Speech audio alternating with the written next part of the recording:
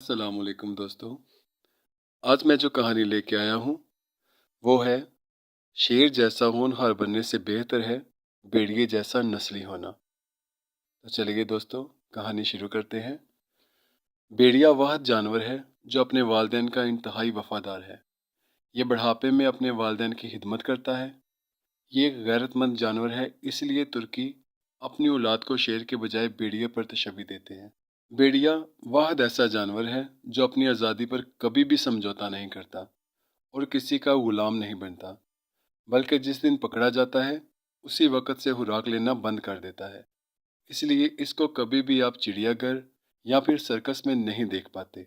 इसके मुकाबले में शेर, चीता, मगरमच्छ और हाथी समेत हर जानवर को गुलाम बनाया जा सकता है। भेड़िया कभी भी अपनी वालिदा और बहन पर झांकता नहीं है, यानी बाकी जानवरों से बिल्कुल मुख्तलिफ भेड़िया अपनी माँ और बहन की पहचान रखता है और बुरी निगाह से देखता तक नहीं। भेड़िया अपनी शरीके हयात का इतना वफादार होता है कि इसके अलावा किसी और मोनस से तल्लुक़ कायम नहीं करता। इसी तरह मोनस यानी इसकी शरीके हयात भेड़िया के साथ इसी तरह वफादारी निभाती है। भेड़िया अपनी औलाद को पहचानता है क्योंकि इनके माँ बाप एक ही होते हैं। जोड़े में से अगर कोई एक मर जाए तो दूसरा मरने वाली जगह पर कम अज कम 3 माह खड़ा बतौर मातम अफसोस करता है।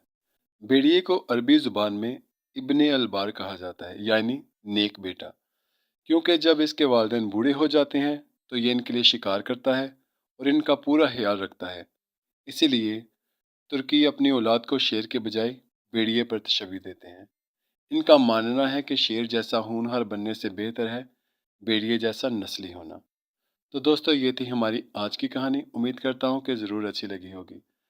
अगर अच्छी लगी है तो अपनी राय का इजहार कमेंट्स में ज़रूर कीजिए।